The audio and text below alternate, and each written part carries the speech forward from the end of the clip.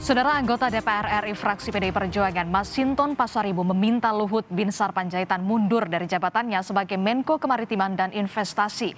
Masinton menilai Luhut Panjaitan adalah sosok yang harus bertanggung jawab atas adanya unjuk rasa hari ini 11 April 2022. Masinton Pasaribu mempertanyakan keberadaan Luhut Binsar Panjaitan yang dinilai tidak bertanggung jawab atas isu 3 periode masa jabatan presiden. Menurut Masinton, isu masa jabatan presiden 3 periode melanggar konstitusi. Politisi PDI Perjuangan ini pun meminta Luhut Panjaitan mundur dari semua jabatannya di pemerintahan sebagai bentuk pertanggungjawaban atas isu masa jabatan presiden 3 periode. Nah, pertanyaannya adalah kemana tuh Menko yang selama ini ya, yang bukan membidangi politik ya, mewacanakan perpanjangan jabatan presiden ya, dan menyebarkan hoax melalui big data itu. Nah, kemana itu orang? Kenapa bukan beliau yang menyampaikan? Kenapa bukan Menko itu yang menyampaikan ya bahwa itu adalah gagasan dari dirinya? Kenapa dia nggak berani tampakkan hidung? Kenapa presiden? Nah, disitulah sikap kesatria presiden. Harusnya Menko itu bersikap kesatria, mundur dari seluruh jabatannya. Nah, itu harusnya seperti itu pemimpin. Anggota DPR RI fraksi PDI Perjuangan Masinton Pasaribu meminta Luhut Binsar Panjaitan mundur dari posisinya sebagai Menko Kemaritiman dan Investasi buntut dari aksi massa hari ini. Lebih lengkap kita akan bahas bersama dengan anggota DPR fraksi PDI Perjuangan. Ada Masinton Pasaribu dan juga ada Wakil Ketua Umum PKB Jazilul Fawait.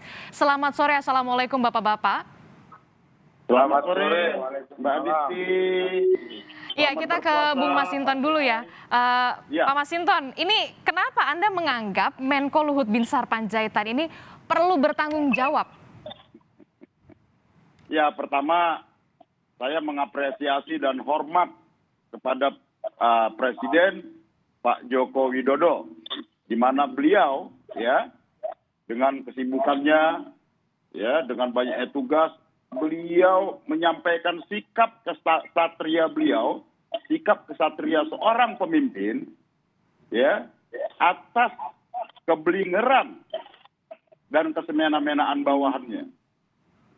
Beliau yang kemudian menyampaikan bahwa pemerintah konsisten dengan agenda pemilu, yaitu 14 Februari 2024 ya, dan sudah disepakati bersama DPR RI. Dan kemudian pemerintah akan membahas seluruh tahapan pelaksanaan pemilu dari mulai organ pelaksana, KPU, Bawaslu dan lain-lain beserta berikut anggarannya. Itu adalah konsistensi dan sikap kesatria seorang pemimpin.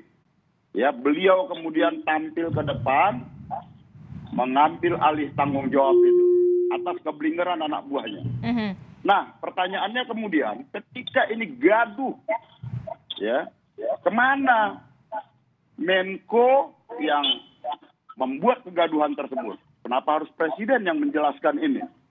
Harusnya kan Menko tersebut secara kesatria tampil di depan bahwa ide jabatan presiden 3 periode datang dari saya. Ide menabrak konstitusi itu datang dari saya. Tampakkan sikap kesatria itu. Dan ini sudah membuat kegaduhan, saya mundur dari seluruh jabatan. Itu sikap pemimpin.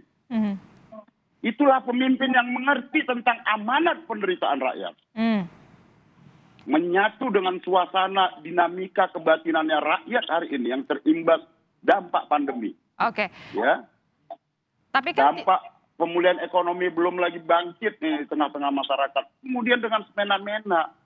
Nah, saya mengapresiasi sikap anak muda, teman-teman mahasiswa yang berani protes. Saya dulu aktif di pergerakan mahasiswa tahun 798 memperjuangkan reformasi dan demokrasi. Pak Masinton, kita tahu kan yang soal 3 periode ini bukan hanya Menko saja, Menko Luhut, tapi juga ada sejumlah menteri dan juga ada urusan partai politik. Nah, kalau untuk partai politiknya seperti apa? Kalau partai politik, itulah tugas partai politik. Melakukan agregasi, melakukan artikulasi, dan menyampaikan aspirasi. Itu tugas dari partai politik. Tetapi ini ketika disampaikan di luar partai politik, tetapi datang dari pusat kekuasaan, itu adalah tirani, bukan aspirasi. Nah, tirani ini yang harus kita tentang. Ya, bahwa ya hari ini ya kaum oligarki kapital itu ya sudah menyusup jauh ya menggunakan tangan-tangan kekuasaan untuk menjarah seluruh kekayaan rakyat kekayaan alam Indonesia ini dengan tangan-tangan kekuasaan tadi. Kalau itu yang bertentangan dengan semangat reformasi dan demokrasi yang kita perjuangkan tahun 98 lalu. Kalau untuk partai politik yang dukung 3 periode, butuh tanggung jawab juga berarti? Tugas partai politik adalah, seperti yang saya sampaikan tadi, saya hormat. Disitulah partai politik. Kita boleh memperdebatkan itu.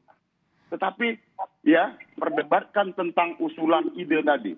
Itu terhadap partai politik memang ranahnya di situ. Tetapi ketika dia datang dari pusat kekuasaan, itu tirani. Saya tegaskan. Itu tirani. Tidak boleh pemerintah itu melaksanakan undang-undang dasar, melaksanakan perundang-undangan. Pemerintah tidak punya kewenangan untuk mengutak-atik konstitusi. Nampaknya Bung Masinton ini berapi-api. Pak Jazilul, gimana nih Pak Jazilul? Menjadi salah satu partai yang menginisiasi pertama usulan 3 periode. Tanggapan Anda?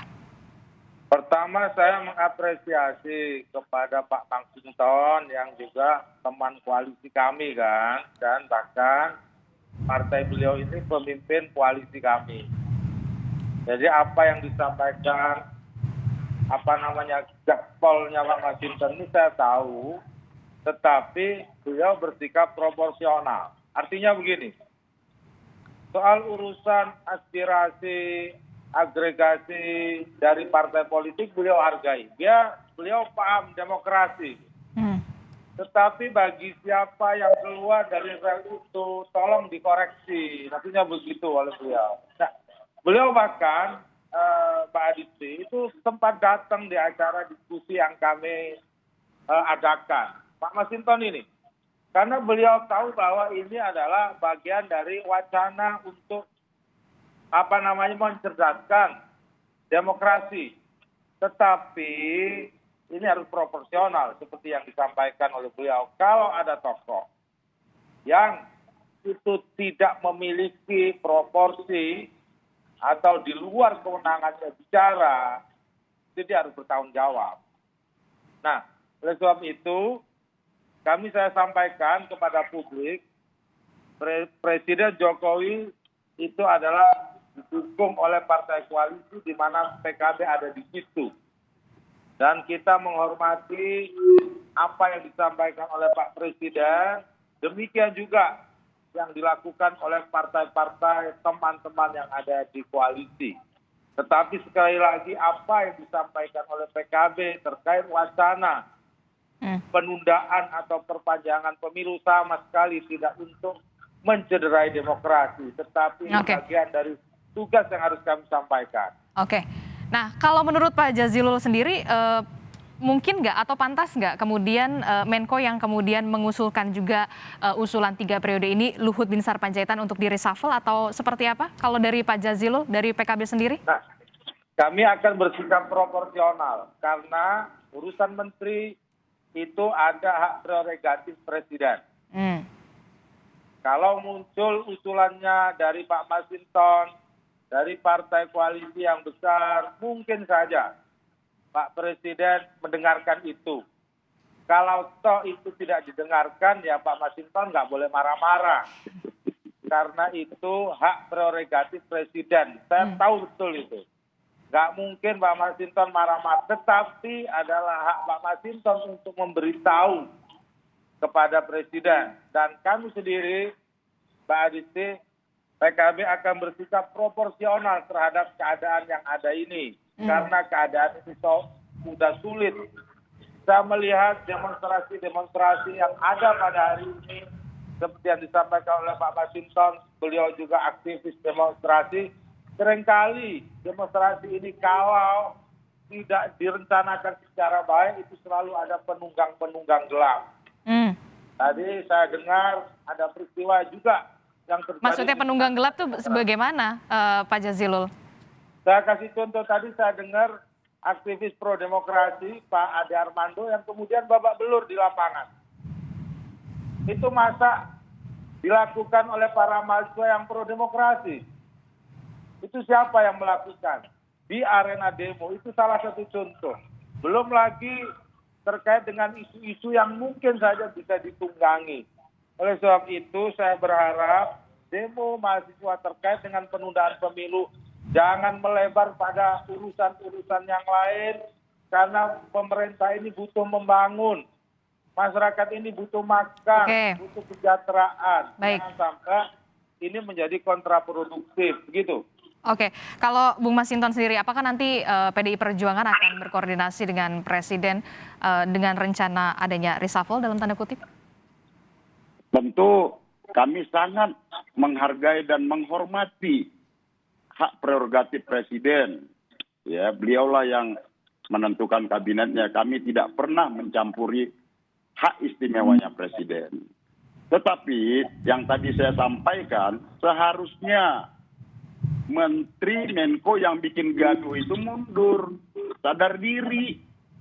Ini sekarang suasana kebatinan reformasi dan demokrasi kita menentang tirani dan kesemena-menaan. Kalau udah ditegur tapi belum mundur-mundur juga gimana, Bung Masinton?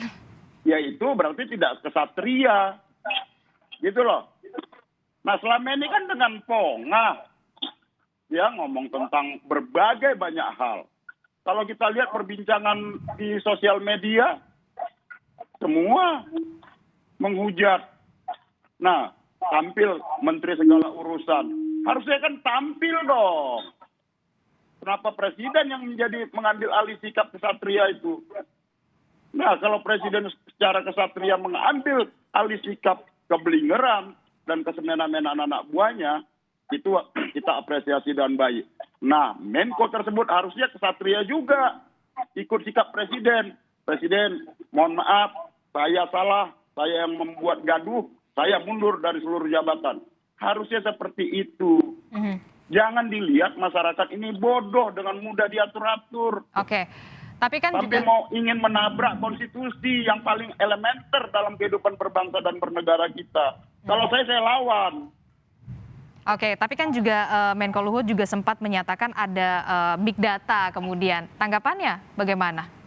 Udahlah, itu hoax. Apa? Big data apa? Dia kan bukan membidangin politik. Politik itu urusan orang. Ini urusan kemaritiman, biota laut, plankton, terumbu karang, ya kan? Ikan tenggiri, 110 juta itu. Jadi itu hoax, apalagi itu fatal menyebarkan hoax, ingin memaksakan kepada rakyat dengan menabrak konstitusi itu. Buka datanya, mana datanya? Bohong semua kok. Ini menjadi memunculkan kegaduhan. Inilah yang keserakahan elit kekuasaan, ya, kepentingan oligarki dan oligarki kapital yang masuk dalam tubuh kekuasaan dan mengintervensi berbagai kebijakan. Bukan untuk kesejahteraan rakyat. Makanya pejabat itu harus memahami suasana kebatinannya rakyat. Embanlah amanat penderitaan rakyat tadi. Oke, jadi harus paham atau peka begitu ya bagaimana kondisi rakyat sampai saat ini. Terakhir Pak Jazilul, apa yang ingin disampaikan soal usulan 3 periode ini? Apakah tetap kekeh 3 periode? Tentu itu kan sebatas wacana. Belum ada usulan resmi, tentu, dan kami melihat apakah ini produktif atau tidak produktif. Kita akan ukur itu. Tapi kalau stand presiden sudah seperti itu, tentu kami akan menimbang-nimbang. Tetapi sekali lagi Pak Masinton, jangan terlalu marah-marah Pak Masinton. Nanti marah. Bukan marah Pak. Tidak produktif. Bukan marah. Kita harus ingatkan. Dalam konteks yang lain mungkin kita berbeda, tapi dalam semangat demokrasi ini kita harus menjaga semangat demokrasi, semangat berbangsa, kita harus bersama-sama, Pak. Ya, tentu kelihatannya cara mengikatkannya sudah pakai stadium 4 ini, Pak Masinton. Mudah-mudahan Adrenalin jalanan kita bangkit kembali, Pak. Seperti 97, 98 lalu. Nah, makanya Pak Masinton, saya berharap ini tidak kelebar. Isu yang semula ini hanya wacana, tidak kemudian dibelokkan menjadi sesuatu yang kontraproduktif. Dan saya harap mulai besok dan besok lusa kita fokus. Kalau memang kita sudah persiapkan seluruh langkah-langkah pembangunan, termasuk menghadapi pemilu, kita hadapi secara baik. Oke, baik, terima kasih anggota DPR dari fraksi PDI Perjuangan Masinton Pasaribu dan juga ada Wakil Ketua Umum PKB Jazilul Fawait. Assalamualaikum, selamat sore Bapak-bapak, sehat-sehat selalu. Selamat sore, Pak Adi. Selamat sore, Pak Masinton. Jazilul, Pak Gia.